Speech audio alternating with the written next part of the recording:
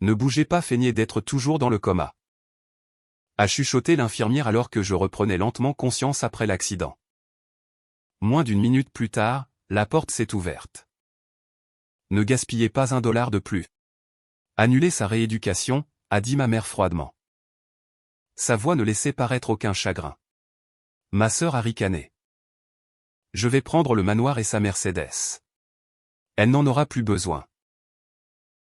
Je m'appelle Mallory. J'ai 35 ans. Jusqu'à cet horrible accident, je pensais avoir une famille qui m'aimait. J'ai bâti un gigantesque empire du commerce de détail à partir de rien et je leur ai tout fourni. Mais alors que j'étais piégé dans mon propre corps paralysé, totalement incapable de parler ou de bouger le moindre muscle, j'ai compris une vérité terrifiante. Elles ne pleuraient pas sur mon sort. Elles fêtaient déjà leur héritage soudain. Ma mère s'est penchée vers mon lit. Dis au médecin d'arrêter la physiothérapie, a-t-elle ordonné à ma sœur. Une fois qu'elle sera officiellement déclarée comme étant un légume, nous pourrons liquider les magasins. Elles ont ri doucement en se partageant le travail de toute ma vie. Mon cœur hurlait dans ma poitrine. Elles pensaient que j'étais une coquille vide. Elles pensaient que je n'entendais pas leur plan pervers pour détruire ma vie. Mais elles se trompaient. Dès que le bruit de leurs pas s'est estompé dans le couloir de l'hôpital, j'ai forcé mes paupières lourdes à s'ouvrir. J'ai regardé l'infirmière qui se tenait calmement dans le coin. Je ne pouvais pas parler, mais mes yeux transmettaient un ordre clair et désespéré. Appelez mon avocat. Bienvenue dans le mode vengeance. Si vous pensez que la trahison de sa propre chair est un péché impardonnable et que vous voulez voir exactement comment une femme paralysée a surclassé la famille avide qui a tenté de l'enterrer vivante, vous êtes au bon endroit. Abonnez-vous à la chaîne et plongeons dans cette histoire ultime de justice absolue. Dès que leurs pas se sont perdus au fond du couloir, mon infirmière Naomi a agi rapidement. Elle s'est dirigée vers la lourde porte et a tourné le verrou. Un déclic net a résonné dans la pièce calme. Elle s'est approchée de mon lit et a sorti une petite lampe stylo de la poche de sa blouse. Regardez en haut, a-t-elle chuchoté. J'ai levé les yeux. Regardez en bas. J'ai obéi. Naomi a poussé un lent soupir. Elle a vérifié mon moniteur cardiaque. Syndrome de verrouillage, a-t-elle murmuré. Votre cerveau fonctionne parfaitement. Vous êtes pleinement consciente de tout ce qui se passe autour de vous. Mais votre système nerveux central bloque vos muscles. Vous êtes paralysé. Ne paniquez pas. Je suis de votre côté. Je sais que vous entendez chaque mot. Je l'ai fixé des yeux. Je voulais absolument lui demander pourquoi une inconnue prenait un si grand risque pour moi. Naomi a semblé lire cette question affolée dans mes yeux. Votre sœur est venue en unité de soins intensifs il y a 1 heure.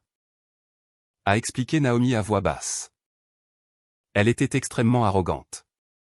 Elle a menacé de renvoyer un assistant médical pour un café en retard. Je déteste les gens qui traitent le personnel hospitalier comme des serviteurs jetables. Mais son attitude n'est pas la raison pour laquelle j'ai verrouillé la porte. Naomi a mis la main dans sa poche et en a sorti son smartphone. J'étais en train de réapprovisionner le chariot de matériel médical près du salon des familles. Je l'ai vue se cacher dans un coin. Elle passait un appel téléphonique à voix basse. Elle ne cessait de regarder autour d'elle pour voir si quelqu'un l'écoutait.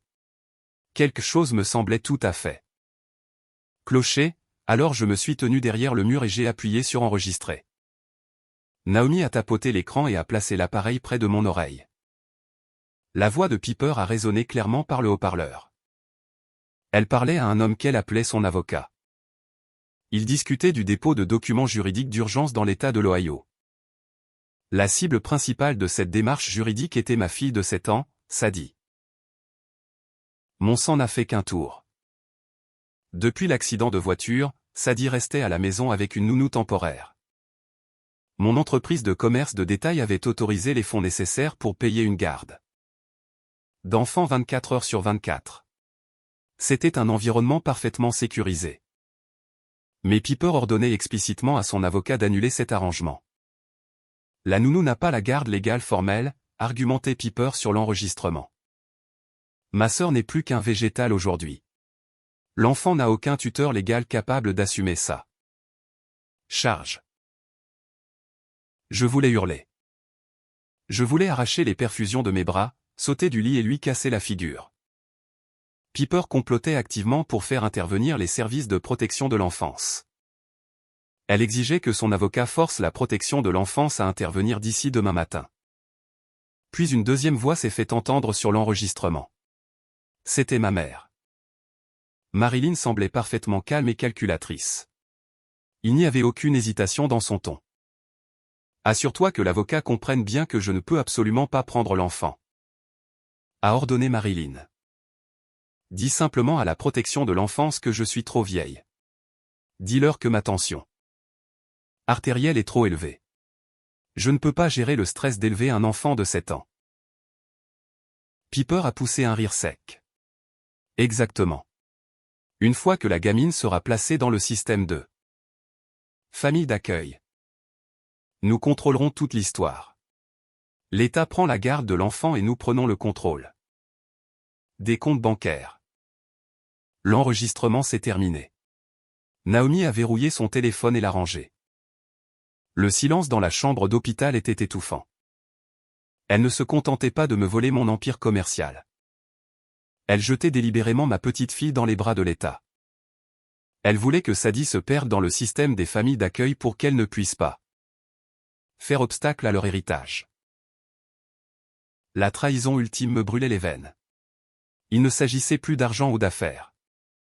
C'était une question de survie pure. J'ai concentré toute ma rage intense dans mon regard. Naomi s'est rapprochée, l'air sérieux. Je sais que vous ne pouvez pas parler, dit-elle doucement. Clignez des yeux une fois pour oui. 2 fois pour non. Voulez-vous que je contacte quelqu'un à l'extérieur de l'hôpital? J'ai cligné des yeux une fois. D'accord, nous allons défiler l'alphabet. Arrêtez-moi à la bonne lettre. Cela a pris plusieurs minutes agonisantes. Mes yeux me brûlaient, mais je les ai forcés à bouger. EDGAR Edgar. Naomi a confirmé. Mon avocat d'affaires. Edgar. Il était la seule personne qui possédait l'expertise juridique et la poigne absolue pour combattre ma famille. Je vais lui envoyer un texto immédiatement, a promis Naomi. Il doit savoir que vous êtes réveillé. À 6 heures le lendemain matin. Edgar a franchi les portes de l'unité de soins intensifs sans rencontrer la moindre résistance. Il a complètement ignoré la réception parce que son nom figurait officiellement comme mon contact d'urgence principale. Il est entré dans ma chambre et a verrouillé la porte derrière lui. Naomi se tenait silencieusement dans le coin, surveillant le couloir par la petite vitre. Edgar a approché une chaise en plastique de mon lit. Il a ouvert sa serviette en cuir usé et a étalé plusieurs dossiers juridiques épais sur la table roulante. Son visage était pâle et sa mâchoire serrée. Edgar m'a regardé droit dans les yeux. Il a expliqué que la situation prenait une ampleur allant bien au-delà d'une bataille pour la garde de Sadie. Piper s'activait agressivement pour s'emparer de tout ce que je possédais. Elle déposait officiellement une requête auprès du tribunal de l'État de l'Ohio pour obtenir une tutelle d'urgence. Edgar m'a expliqué ce que cela signifiait. Si le juge accordait cette requête, Piper aurait une autorité légale absolue sur ma vie. Elle pourrait décider de mes traitements médicaux, autoriser la vente de ma maison et contrôler chaque dollar que j'avais gagné.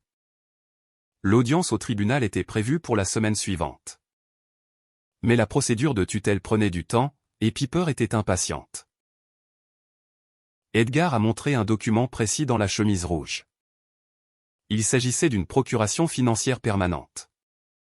Edgar a révélé que Piper avait présenté ce document exact à ma banque d'affaires principale l'après-midi précédent.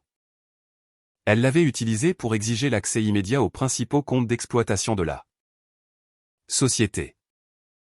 Le directeur de la banque avait temporairement gelé les comptes en attendant un examen juridique par son équipe de conformité interne, mais Piper faisait le forcing.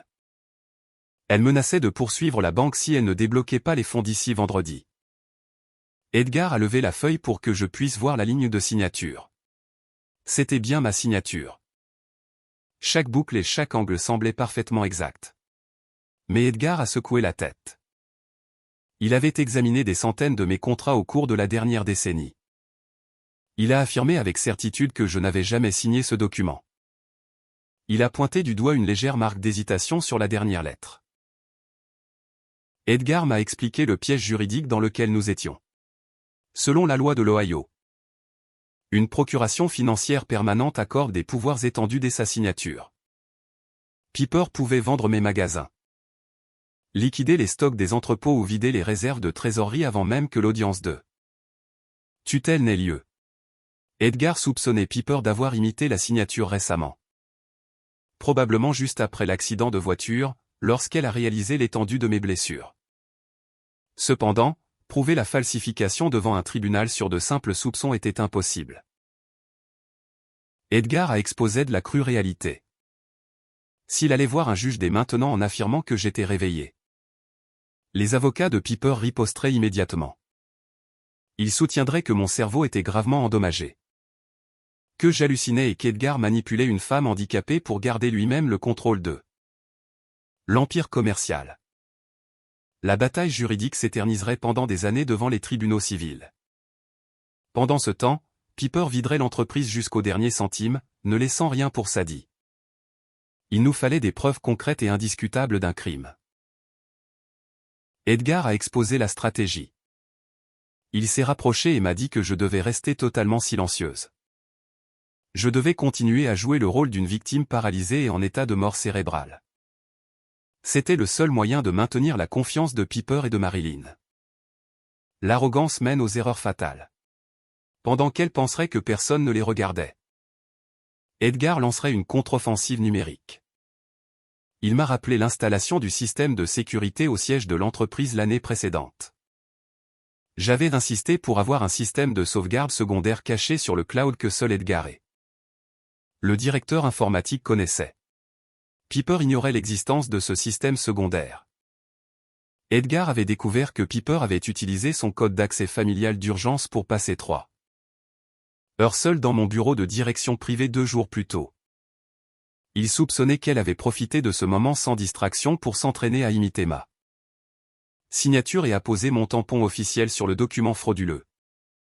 Edgar travaillait déjà avec un expert privé en informatique légale. Ils essayaient activement de contourner les protocoles de cryptage pour extraire les fichiers vidéo des serveurs cloud. Le processus d'extraction était complexe et demandait du temps pour éviter de déclencher des alarmes réseau jusqu'à ce qu'Edgar sécurise ses enregistrements. Je devais supporter ma prison physique. Il a rangé les dossiers dans sa serviette et s'est levé. Il m'a serré fermement l'épaule, promettant qu'il ne les laisserait pas gagner. Il a quitté la pièce, me laissant seul face à la journée qui s'annonçait. Depuis ce matin-là, ma chambre d'hôpital s'est transformée en un champ de bataille divisé entre l'ombre et la lumière. Le jour, je subissais une exécution psychologique. Marilyn et Piper venaient tous les après-midi. Elles jouaient leur rôle à la perfection devant le personnel médical. Marilyn me tenait la main inerte et versait de fausses larmes.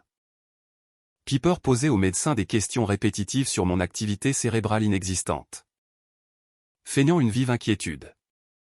Mais dès que la lourde porte se verrouillait et que nous étions seuls, leur masque tombait complètement.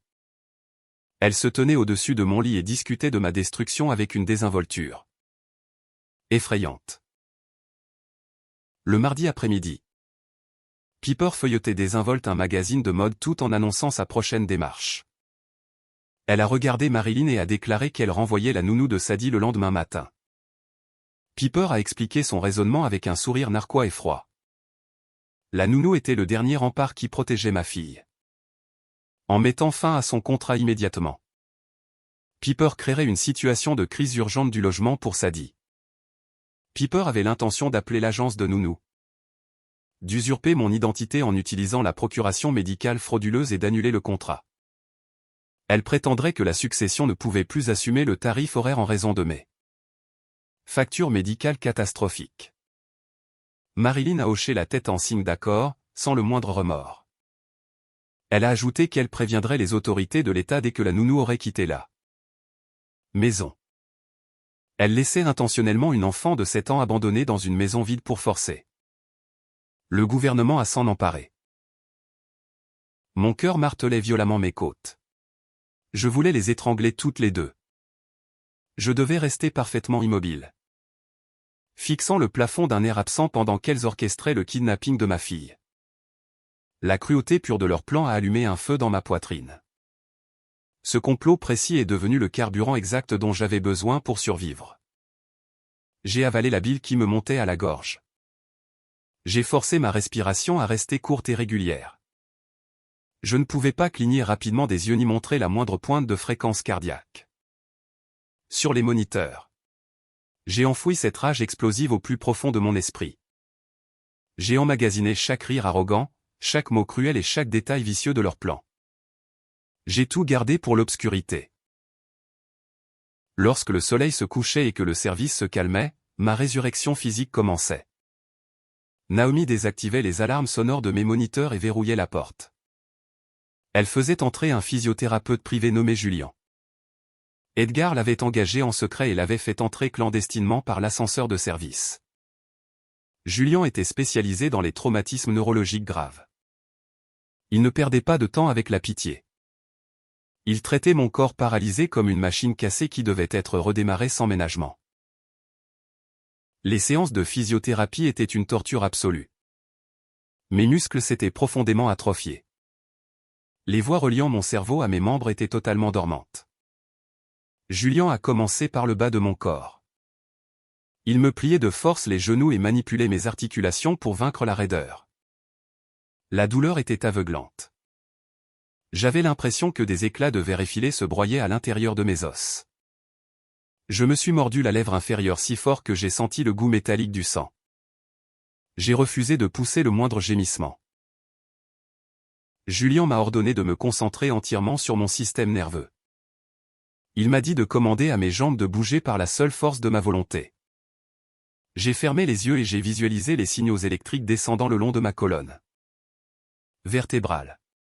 Chaque fois que l'agonie physique menaçait de me faire m'évanouir, j'imaginais Sadie. Je la voyais assise seule dans cette grande maison, attendant une nounou qui ne viendrait jamais. J'entendais Piper rire pendant que les travailleurs sociaux emmenaient ma petite fille. Cette image horrifiante balayait la douleur physique. J'ai poussé contre les mains de Julian. La sueur coulait sur mon front et trempait les draps de l'hôpital. Mes poumons brûlaient de manque d'oxygène.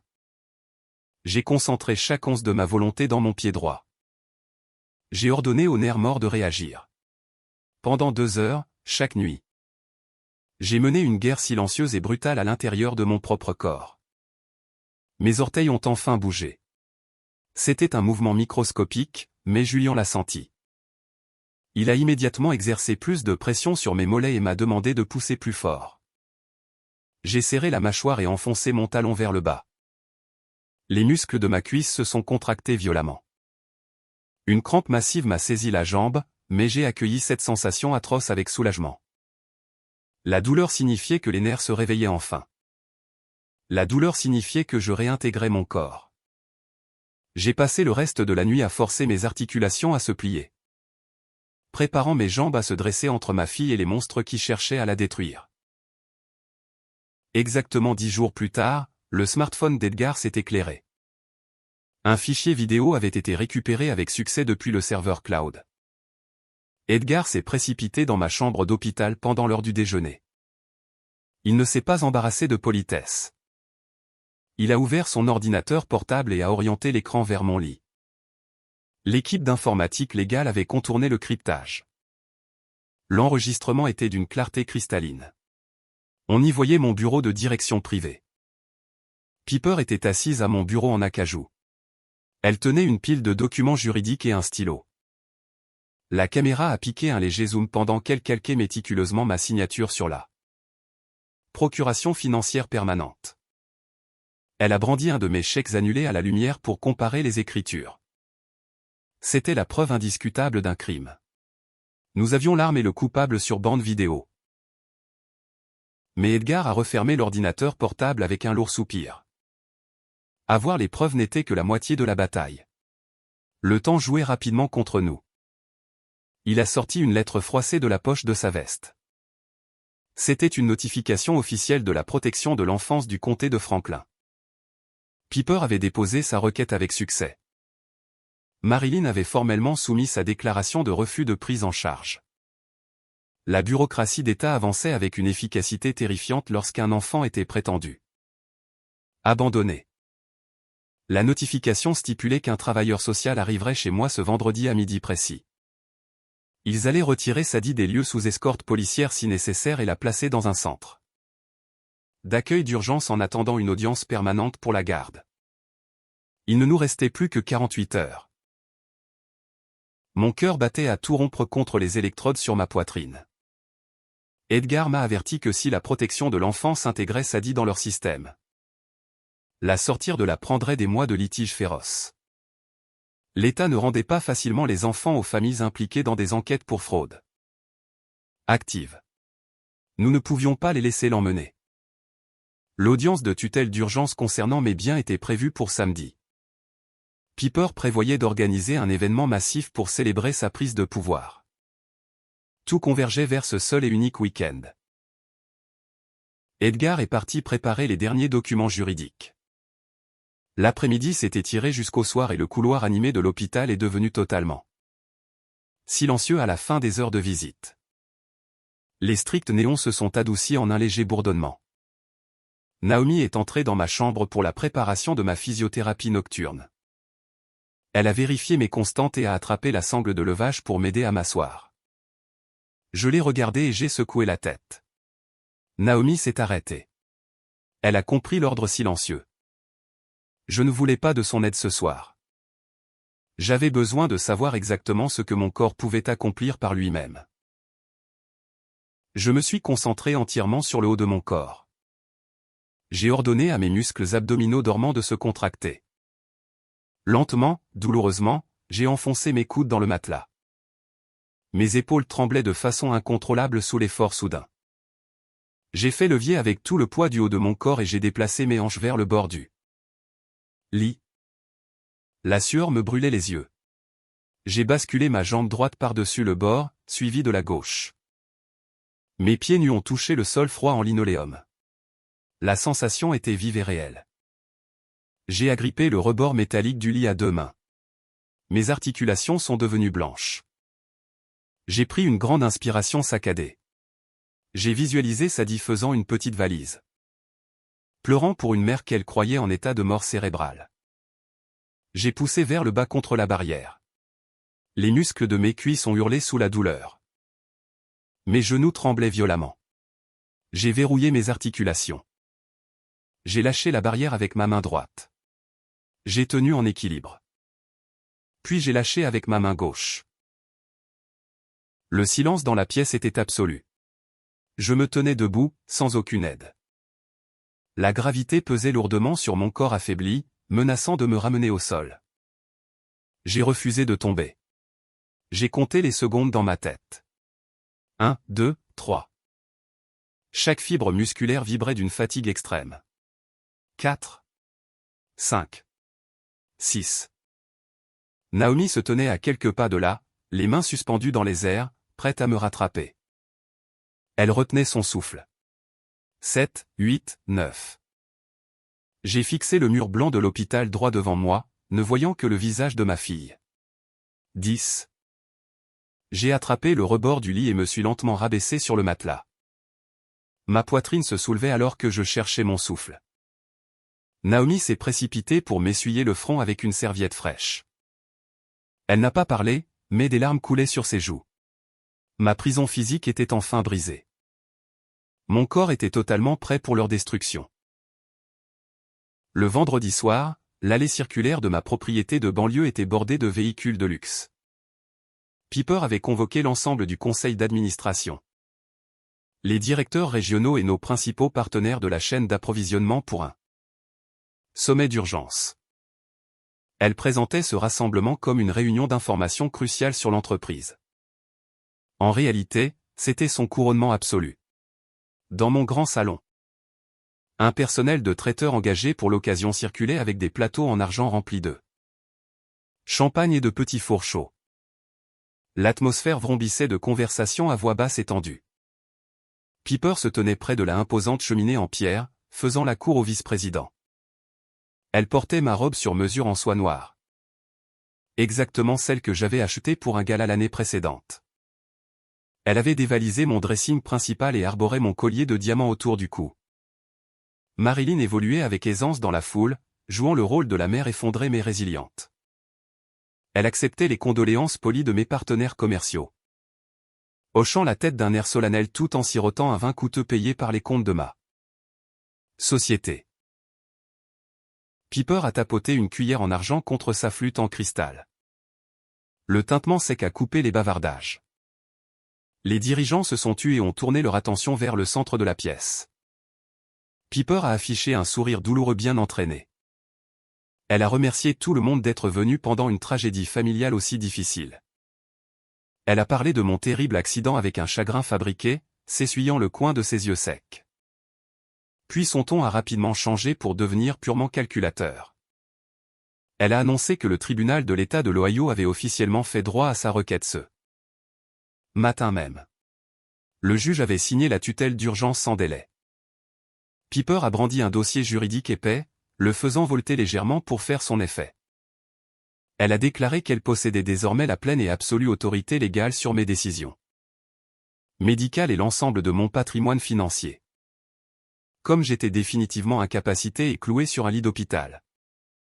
Le conseil d'administration avait besoin d'une direction ferme pour maintenir la stabilité du marché et la confiance des investisseurs. Sans demander de vote. Elle s'est officiellement présentée comme la nouvelle présidente directrice générale par intérim de l'Empire commercial. Quelques membres chevronnés du conseil d'administration ont échangé des regards nerveux. Mais personne n'a osé protester. Piper contrôlait la majorité des actions désormais. Elle avait l'ordonnance du tribunal entre les mains. Piper ne s'est pas arrêtée là. Elle a arpenté la pièce avec assurance devant la cheminée et est passée en douceur au point suivant. De l'ordre du jour. Elle a prétendu que l'entreprise nécessitait une injection immédiate de capitaux pour restructurer la logistique des entrepôts. Pour financer cette transition, elle a déclaré faire un lourd sacrifice personnel. Elle a regardé les plafonds voûtés de ma maison et a soupiré lourdement.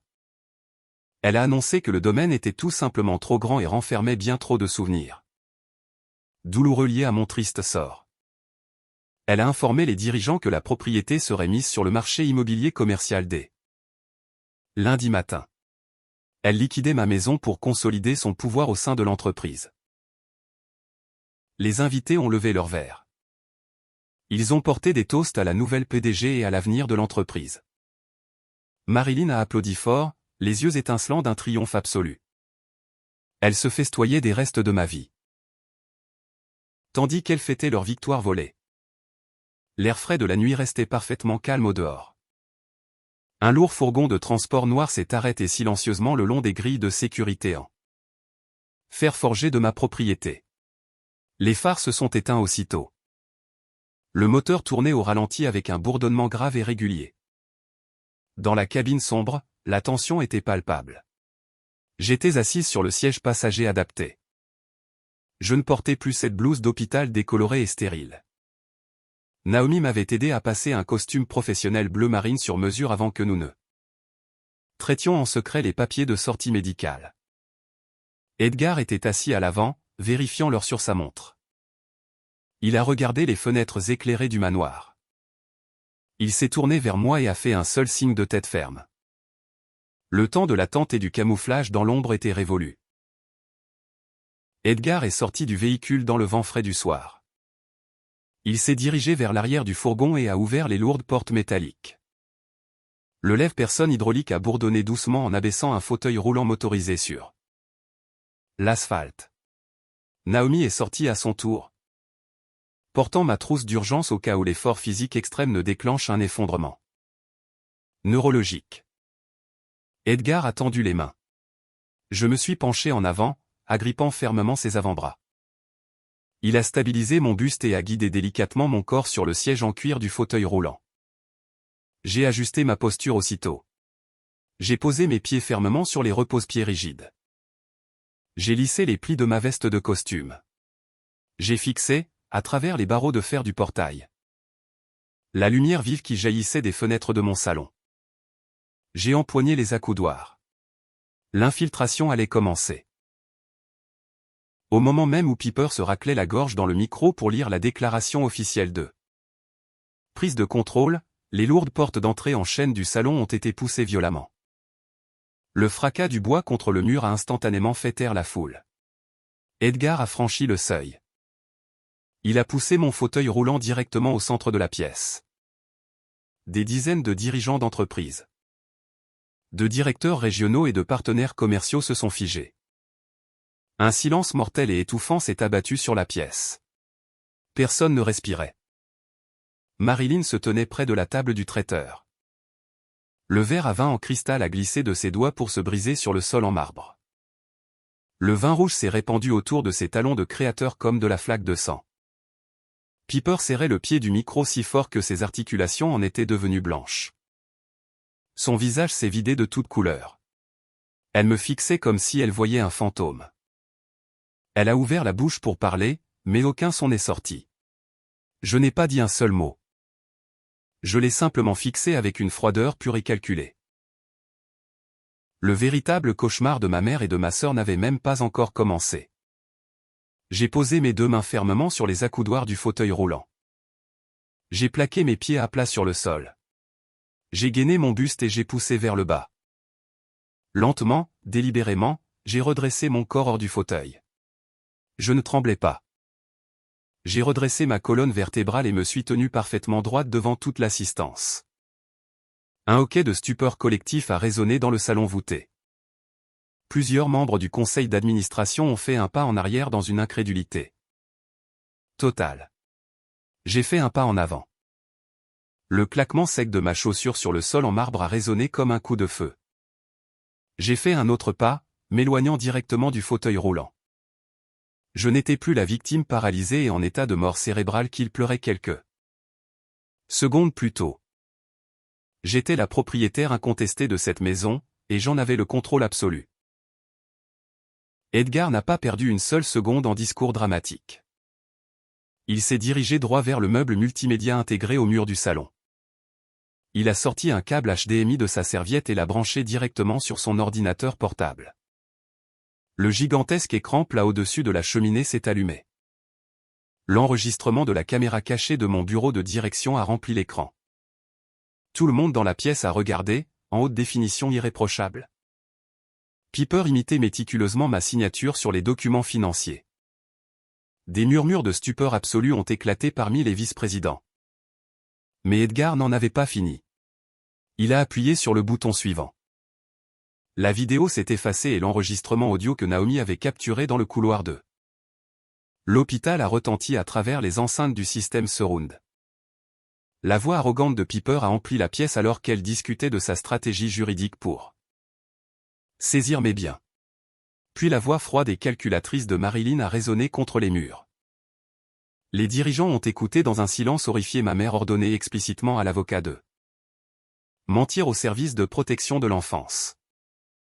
Ils l'ont entendu conspirer fièrement pour abandonner sa petite fille de 7 ans au système de famille d'accueil uniquement pour se frayer un chemin vers mes comptes bancaires.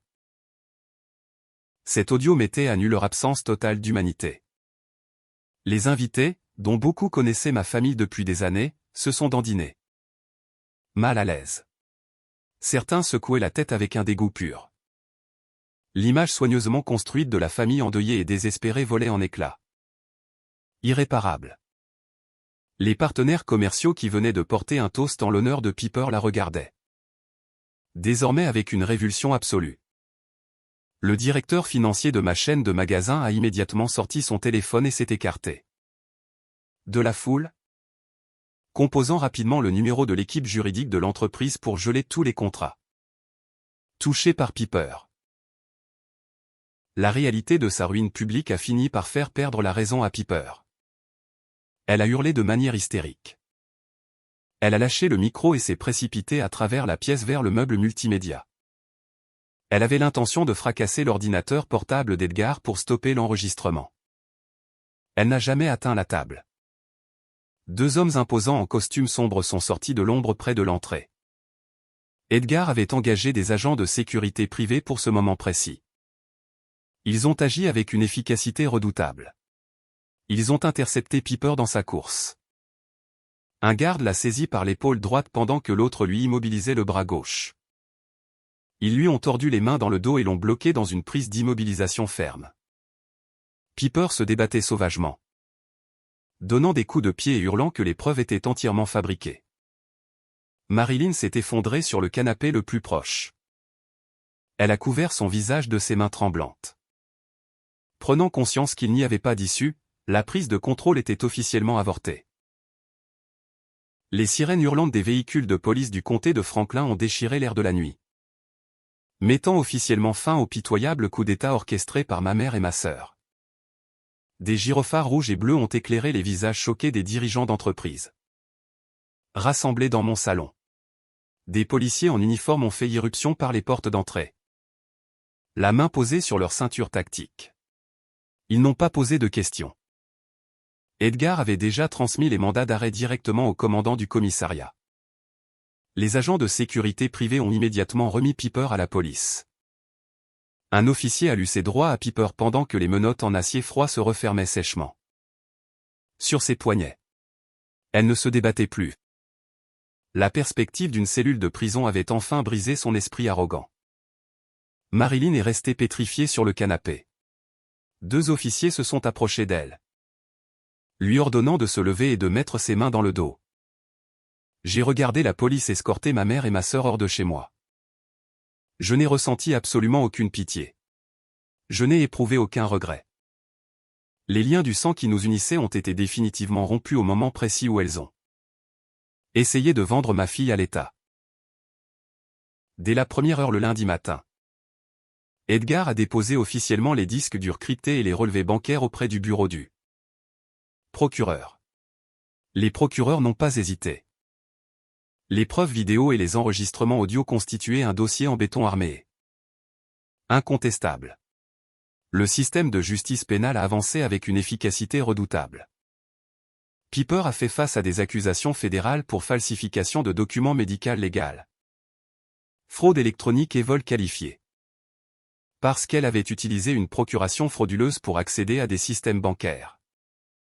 Inter-État, des enquêteurs fédéraux ont pris en charge le volet financier de l'affaire. Marilyn a été poursuivie pour complicité de fraude d'entreprise. Mais son chef d'accusation le plus grave était un parjure qualifié. Elle avait intentionnellement menti sous serment sur des documents gouvernementaux officiels soumis à la protection de l'enfance. Les procédures judiciaires ne se sont pas éternisées pendant des années. Face à des preuves numériques accablantes, leurs avocats les ont contraintes à accepter un accord de plaider coupable afin d'éviter les peines maximales lors d'un procès. Le juge n'a fait preuve d'absolument aucune clémence lors de l'audience de prononcer de la peine. Piper a été condamné à 10 ans de prison dans un pénitencier fédéral. Marilyn a été condamnée à 5 ans dans un établissement d'État. Le tribunal a ordonné la saisie immédiate des comptes bancaires personnels et des biens de Piper, afin de rembourser directement les fonds de l'entreprise qu'elle avait réussi à détourner pendant son court mandat illégal. Elles ont perdu leur liberté, leur argent volé et leur réputation sociale. Elles étaient complètement ruinées dans tous les sens du terme. Une fois la tempête juridique apaisée, je me suis rendu directement au centre d'hébergement temporaire pour récupérer Sadie. Lorsque j'ai franchi la porte, ma fille a lâché ses jouets et s'est précipitée dans mes bras. Je l'ai soulevée du sol et l'ai serrée fort contre ma poitrine. La physiothérapie éreintante, la douleur nerveuse atroce et le silence terrifiant de l'hôpital en valaient totalement la peine. Pour ce seul moment parfait, je l'ai ramenée à la maison. La maison était calme, en toute sécurité, et enfin purifiée de toute cupidité toxique. Je suis retourné à mon poste dans la société de commerce de détail la semaine suivante. Le conseil d'administration m'a accueilli avec un respect absolu et une loyauté indiscutable. J'ai immédiatement promu Naomi à un poste de haute direction au sein de mon initiative de santé d'entreprise. m'assurant qu'elle n'aurait plus jamais à gérer un proche arrogant dans un service hospitalier. J'ai également créé un fonds de défense juridique spécialement conçu pour aider les patients vulnérables à lutter contre l'exploitation médicale et financière. Mon terrible accident m'a volé ma mobilité physique pendant quelques semaines. Mais il m'a apporté une clarté mentale absolue. Les gens confondent souvent la biologie avec la loyauté inconditionnelle. Ils croient que le fait de partager le même ADN crée automatiquement un lien d'amour et de protection. C'est un mensonge toxique et dangereux. Le sang ne fait pas la famille. La vraie famille se définit strictement par les personnes qui se tiennent farouchement à vos côtés. Lorsque vous êtes totalement sans défense. La famille, c'est cette infirmière qui risque sa carrière pour protéger une patiente paralysée. La famille, c'est cet avocat qui bâtit une forteresse autour de vous lorsque les loups rôdent. Merci d'être resté avec moi jusqu'à la fin de ce voyage. J'ai choisi de bannir ma mère et ma sœur de ma vie pour toujours, sans la moindre pitié. Êtes-vous d'accord avec ma décision ferme, ou pensez-vous que la famille mérite une seconde chance? Quels que soient ces actes horribles? Partagez vos pensées sincères dans les commentaires ci-dessous. Restez forts.